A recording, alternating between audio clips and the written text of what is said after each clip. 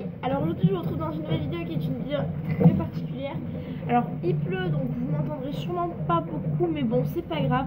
Je tenais à faire cette vidéo puisque la vidéo où je parle de mes expériences paranormales a assez fait polémique, même dans mes amis et tout, ils m'ont demandé mais putain mais c'est vrai et tout, enfin voilà. Il faut savoir que tout ce que j'ai raconté est vrai. Il s'est encore passé des choses en décembre que je vous raconterai peut-être dans une autre vidéo, mais voilà, je voulais vous donner mon ressenti à chaque fois qu'il se passe des choses comme ça. Je voulais vous dire comment je le vis, comment, si ça vous arrive, parce que je suis pas la seule à qui ça arrive, comment vous pouvez réagir et comment vous pouvez ne pas réagir surtout. Donc voilà, et vous prévenir que il n'y a pas que des esprits gentils ou que des esprits méchants. Donc voilà, alors c'est parti. Alors moi je vais vous raconter donc comment je le vis à chaque fois que ça m'arrive, sachant que ça fait depuis décembre que ça ne m'est plus arrivé. Alors comment est-ce que je le vis? Je vous avoue que les premières fois j'étais vraiment terrorisée. J'ai vraiment, comme je vous l'ai dit, j'ai pas dormi pendant beaucoup de temps dans la chambre où j'avais fait où j'avais appelé le premier fantôme, donc que son visage était dessiné sur la vitre. Et donc en fait depuis ce jour là je me suis dit, en fait non, je me suis rien dit en fait, j'ai juste continué mon chemin sans faire sans voir forcément s'il y avait des esprits ou quoi que ce soit. Donc voilà, et en fait à chaque fois que ça m'arrive, et je le prends pas bien, parce qu'on peut pas le prendre bien, hein, ça me fait toujours un petit truc, ça me fait toujours un petit truc genre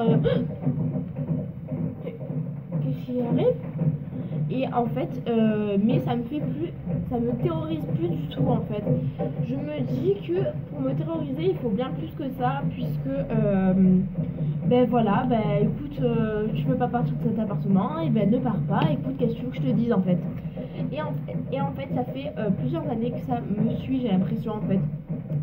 Donc quand je dis que ça me suit en fait, c'est que dans le premier appartement il s'est passé des trucs, dans le deuxième appartement il s'est passé des trucs, dans le troisième il s'est passé des trucs, dans le quatrième qui est le mas il s'est passé des trucs, et dans le cinquième il s'est passé des trucs. Alors forcément je commence à douter quoi.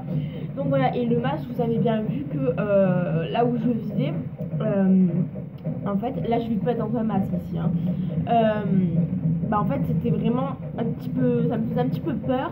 Mais que voilà, et là-bas aussi il se passait un petit peu des choses bizarres que j'arrivais pas trop à expliquer non plus, mais bon, je me rassurais comment je pouvais. Mais là-bas ça me faisait quand même un petit peu plus peur, puisque j'étais dans une période de deuil, j'avais perdu mon arrière-grand-mère, donc c'était vraiment pas facile. Et là, en plus de savoir qu'il y avait une entité qui, pas me hantait, mais qui était là, proche de moi, je savais pas qui c'était, ça me faisait clairement peur. Donc ouais, je pense que c'est le deuxième truc qui m'a fait le plus peur pour ce qui est des entités. Ensuite, comment faire pour réagir?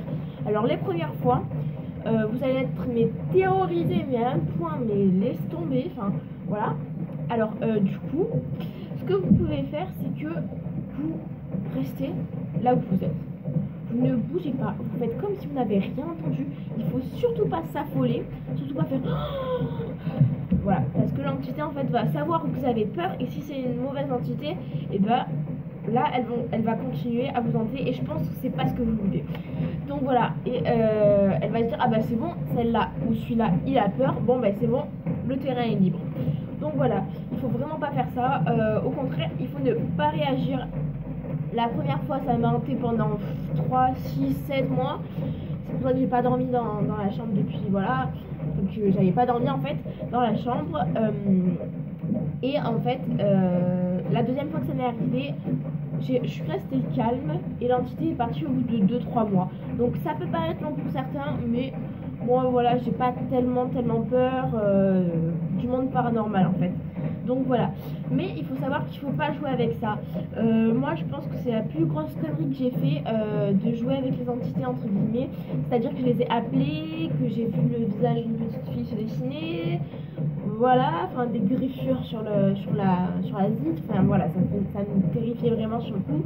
Et donc voilà, ce qu'il faut faire, je vous l'ai déjà dit, vous ne bougez pas, vous ne réagissez même pas vous regardez si vous êtes avec quelqu'un, même pas vous regardez la personne avec qui vous êtes.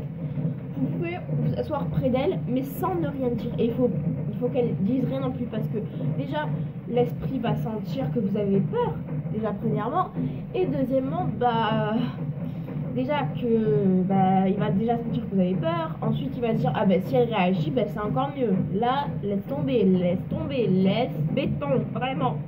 Donc voilà. Ensuite si c'est une entité vraiment présente H24 et que vous n'en pouvez plus vraiment, je vous conseille un truc, c'est d'appeler un magnétiseur. Non, c'est pas un magnétiseur, enfin en gros, quelqu'un qui vient pour...